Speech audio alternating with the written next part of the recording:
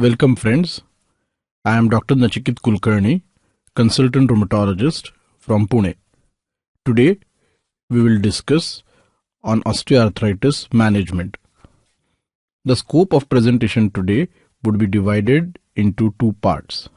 One, diagnosis of osteoarthritis. We'll refer osteoarthritis as OA and treatment part. The diagnosis of OA would be further discussed under headings of clinical aspects, imaging and laboratory. The treatment aspects would be further discussed on pharmacological aspects, non-pharmacological aspects, surgical aspects, and lastly we will oversee how guidelines help in using those treatment modalities. Clinical aspects. Clinical examination can identify the changes that can happen in an osteoarthritic joints. The clinical findings that we have to be on absolute lookout for would be deformities in the joints.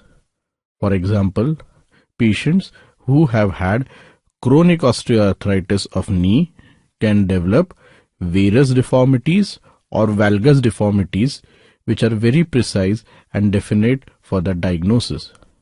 On palpation, we can identify osteophytes which are relatively larger in size.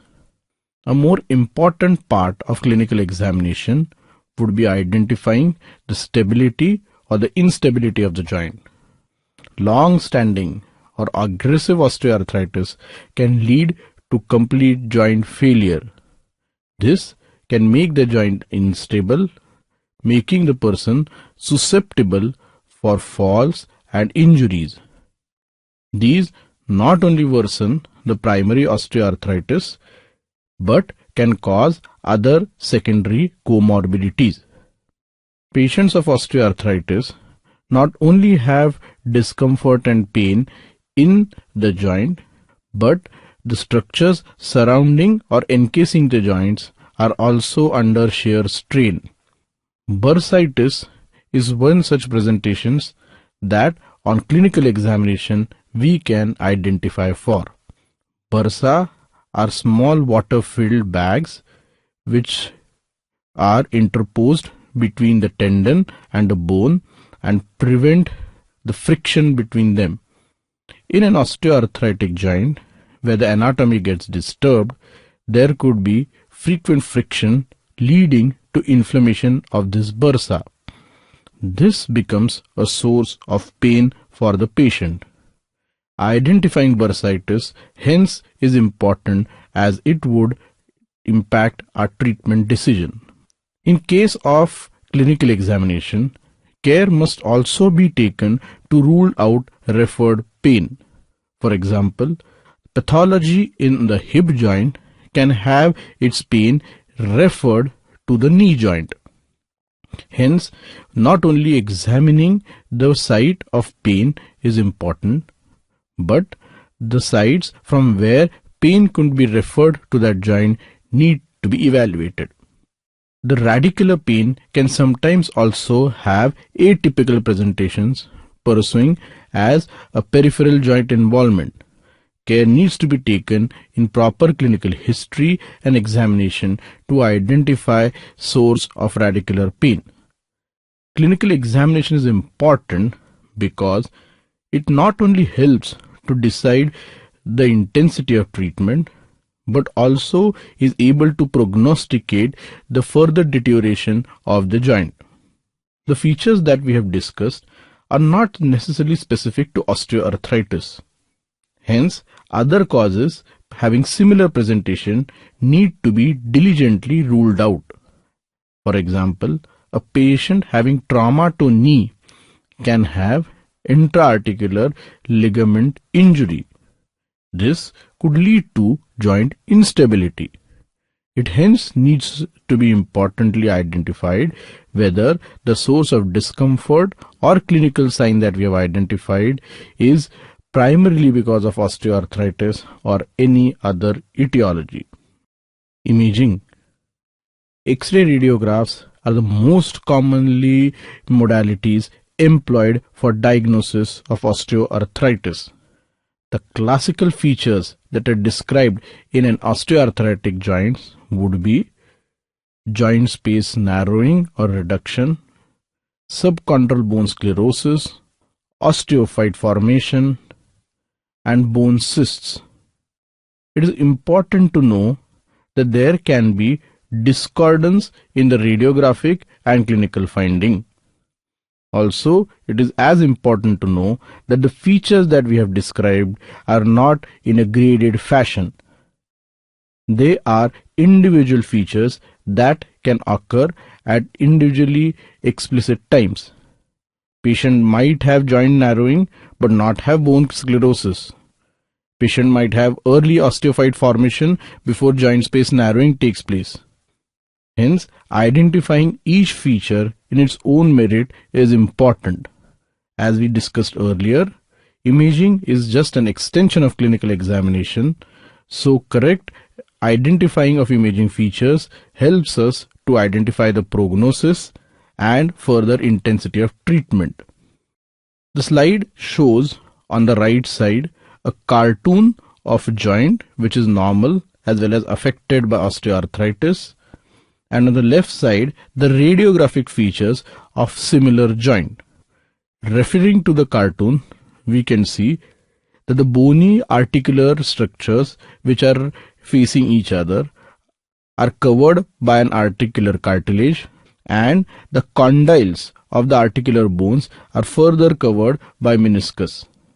As we have discussed in the osteoarthritis clinical feature lectures, the pathological gross as well as microscopic findings that come in case of osteoarthritis is loss of articular cartilage. This loss can lead to decreased joint space as the interposed space between the two bones starts decreasing. Due to mechanical reasons, bony spurs which can later on form osteophytes can start to be noted. Hence, these features as noted in cartoon can be accessed in the X-ray that we have shown. The extreme left X-ray is the X-ray of a normal knee. The space between the bones indicates that the cartilage is healthy, whereas the right-sided X-ray, which shows advanced features of osteoarthritis, having articular cartilage loss, formation of osteophytes. The articular cartilage loss leads to decreased joint space and the bones abutting each other. As discussed, this advanced presentation would help us identify which patients can benefit by pharmacological or non-pharmacological treatment and which candidates would be benefited by surgical treatment. Ultrasonography can also be used for imaging an osteoarthritic joints. The most important advantage that it can offer is it can identify effusion in the joint and, more importantly, the soft tissue inflammation of bursitis. Ultrasonography is most commonly employed for guiding of intra-articular injections. We will discuss utility and indications for these injections later. But use of ultrasonography in doing intra-articular injections helps us to prevent trauma inside the joint. Also, if similar injections have to be given in surrounding tendons or in the bursa, then sonography helps us identify the anatomical structure. Magnetic resonance imaging, that is MRI, is now increasingly being employed or used for diagnosis as well as prognostication of treatment.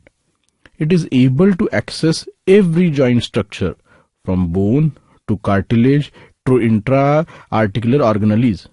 The cartilage damage can now also be quantified. This still is a research tool, but it is thought that if we are able to quantify the cartilage or the volume of the cartilage, it would help us identify the treatment. Even identifying early islands of cartilage loss can help devise a treatment strategy only to the site of cartilage loss. This might help in preventing evolution of osteoarthritis into a more grave disease.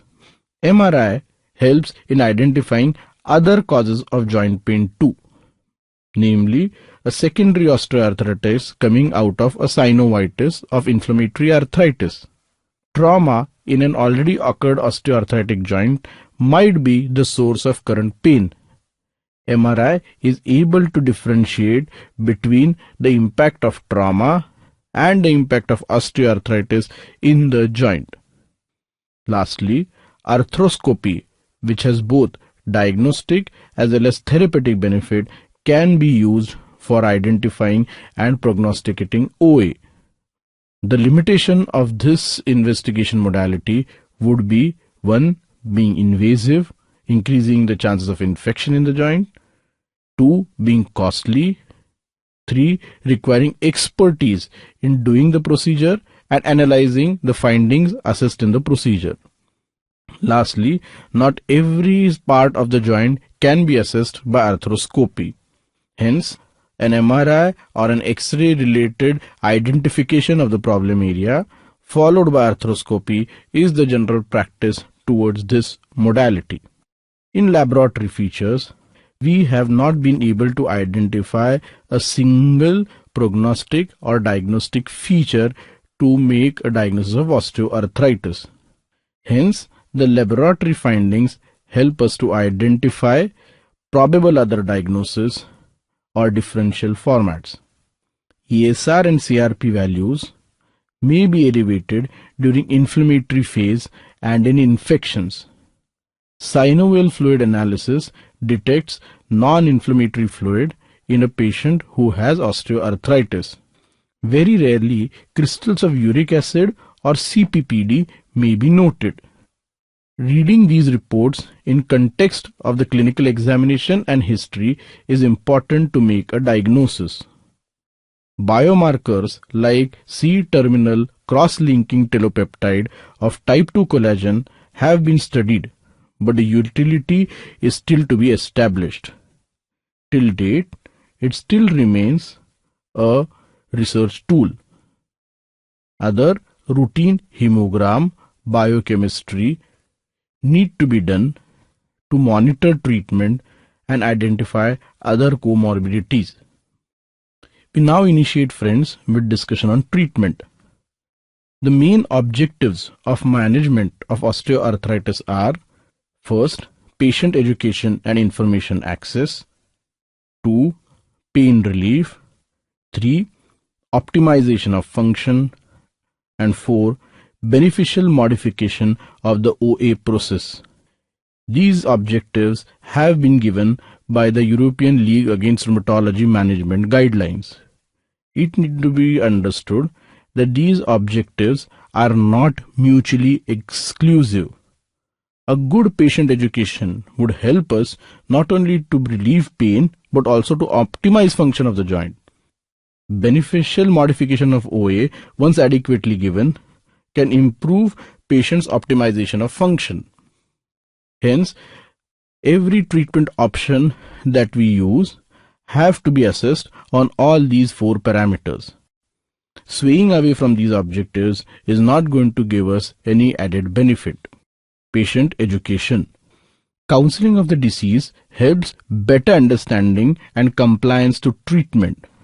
Studies have been done and have shown that patients who have been adequately explained and understood the disease process, the disease course, disease follow-up and prognosis have been better placed to protect their joints and also improve pain. Better counseling has also shown decreased requirements of analgesic or pain support medications. Hence, the importance of patient education cannot be over-amplified.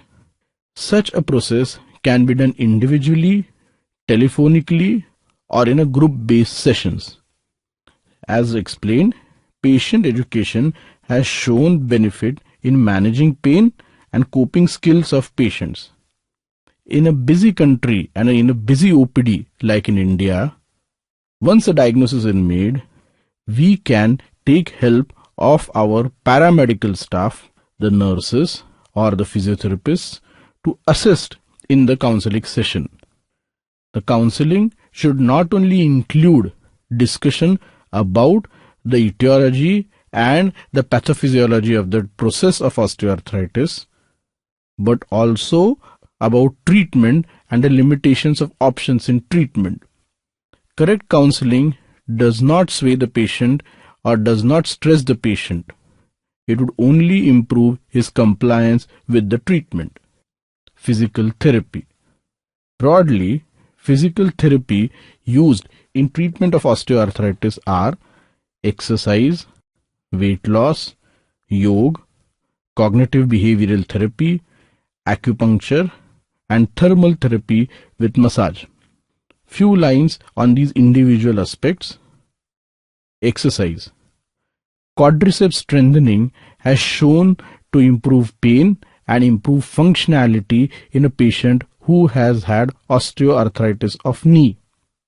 Explaining these exercises and gradually increasing the intensity of exercise has further improved outcomes on a long-term basis. Though the data about exercise in rest of the joints are less, but still it definitely improves functionality and pain.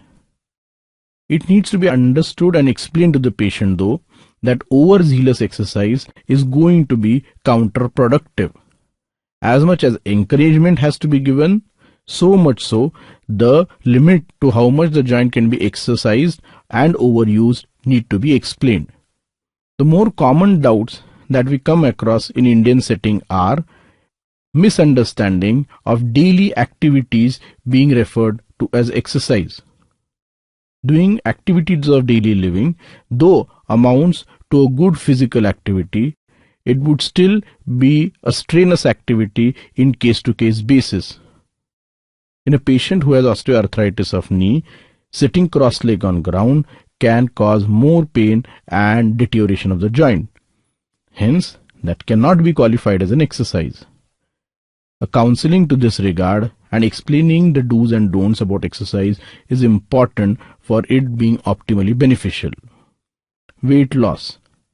In patients who are obese, the obesity is one of the important variable in formation of osteoarthritis as well as worsening of the joint. Improvement in weight by exercise and good diet has helped decrease pain and improved functionality. Yoga has been tested in some observational studies for treatment of osteoarthritis. The results of the studies have been heartening. Further understanding of this modality needs still to be done. It's important though that as advanced osteoarthritic joints are already deformed, overstretching can be painful or probably more harmful. Cognitive behavioral therapy is a therapy employed with help of psychologists and physiotherapists to improve the pain coping skills and functionality improvement skills. Acupuncture has shown evidence in helping treat the pain of osteoarthritis. This might not improve the background pathophysiology, but with the improvement in pain, we can expect better compliance to exercise therapy. Thermal application by warm water bags have helped to reduce pain. So is massage. But massage and thermal therapy might need to be held on during acute inflammatory phase, because physical or mechanical manipulation in an acute inflamed joint is more painful and probably more damaging. Patients who have instability in the joint or who have had difficulty in mobility need to be advised assist devices. Cane use and knee braces can be advised to patients who have had osteoarthritis of knee. Identifying the orthosis or the right cane is a science in itself. For example, a patient needs to use a cane up to his chest height and it cannot be a unipod but a tripod or a quadrupod base for the cane. This helps the patient put adequate weight without putting strain on the back on the cane. A tripod or a quadrupod style of the base of the cane helps preventing fall. Hand orthoses have also been developed for patients who have had osteoarthritis of small joints of hand, namely the carpo-metacarpophalangeal joints as well as the DIP joints. Modified shoes and insoles tailored to those individual needs of osteoarthritis and customized for every patient can help in improving functionality and preventing pain. These orthoses function another important aspect, that is preventing falls. Pharmacological treatment. The armamentarium in this group can expand from using topical NSAIDs to oral NSAIDs, glucocorticoids, pain management medicines in form of acetaminophen, tramadol, duloxetine, and some medicines which are at low evidence or probably doubtful evidence of benefit are glucosamine, chondroitin, and bisphosphonate. Topical treatment in form of local heat and cold applications have been beneficial. Topical capsaicin creams have also shown benefit in knee osteoarthritis. Topical NSAIDs creams of different NSAIDs in form of diclofenac, which can come as creams, ointments, or even spray form, have been developed. They have low evidence, but still the ease of its use has been a major factor in its utility across the board. One of the common problems of topical treatment could be skin irritation and erythema if inadequately or incorrectly used for. Sometimes that can become a limiting feature also. A background skin disease can also come in between using such treatment modalities. In patients who have neuropathy, using physical treatment like local heat and cold applications can be harmful and can cause secondary injury. Oral NSAIDs. Among all treatment options available, oral NSAIDs have shown the best evidence. There have been many randomized controlled trials to show benefit. Both selective COX-2 and non-selective COX inhibitors have shown benefit. It though has not shown to improve the bony damage. The improvement of pain helps in maintaining compliance to therapy and maintaining better exercise schedule.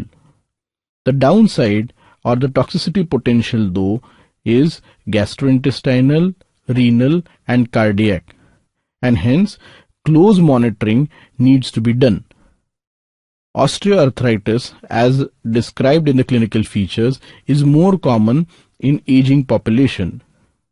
This increases the risk of having comorbidities too, and hence a more close monitoring for the toxicities mentioned is paramount.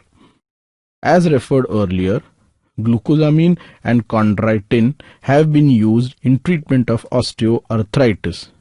They are referred as nutraceuticals.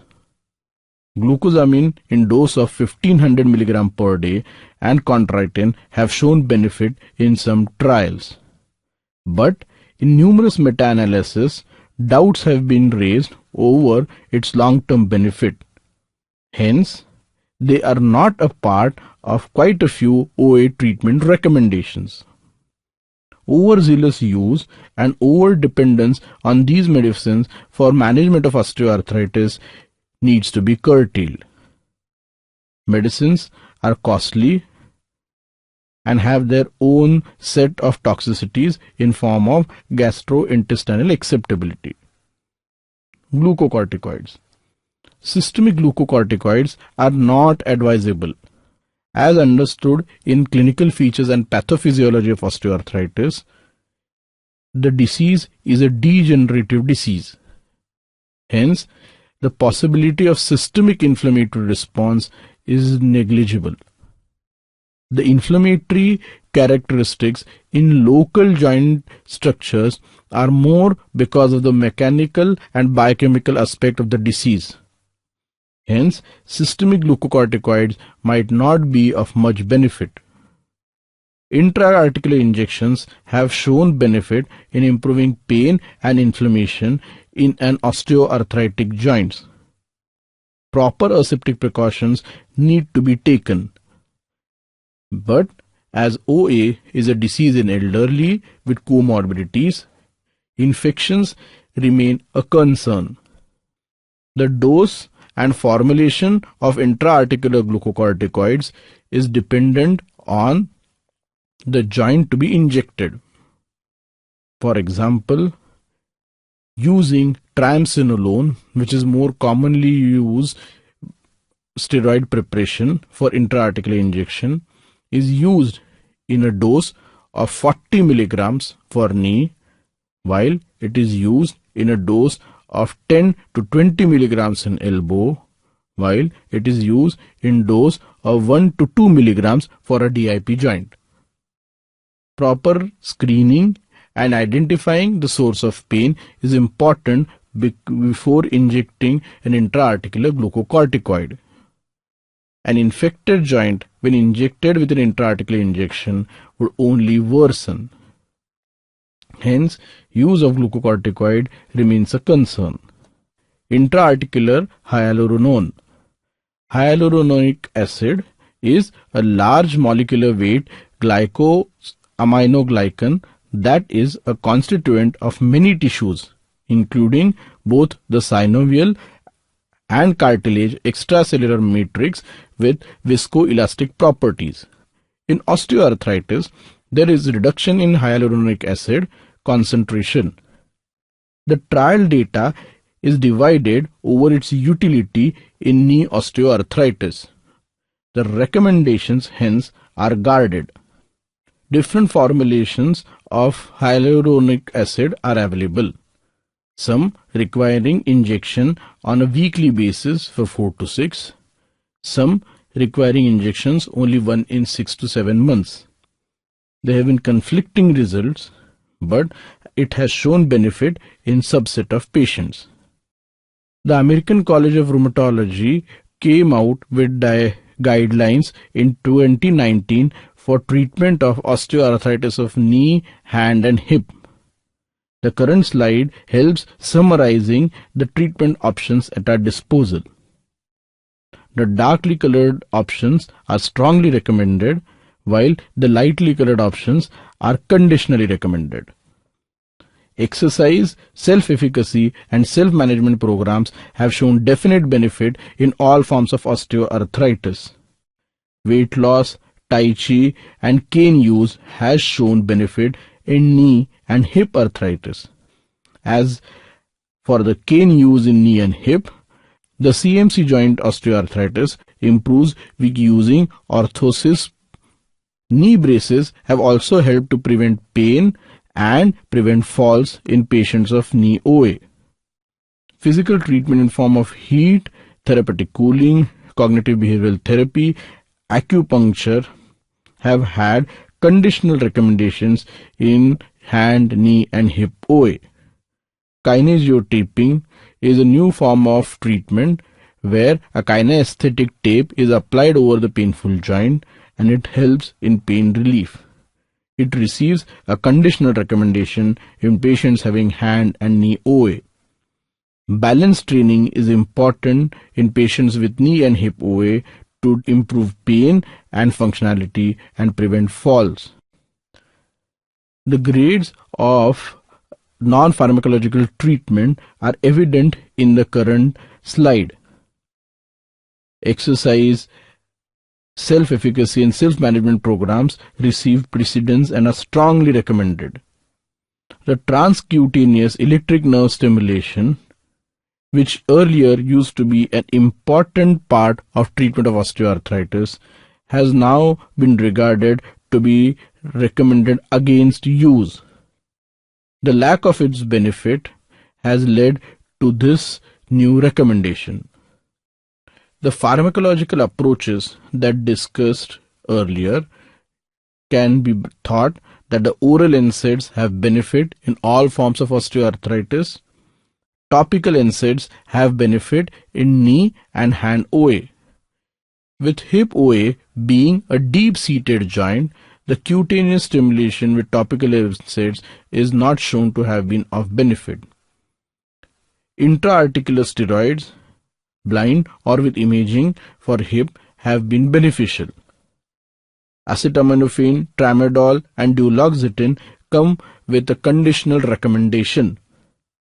Chondroitin for hand, that is, some referred as primarily generalized osteoarthritis, have been shown benefit.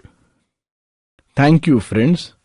Please go to the further reading for better understanding of phenomenon.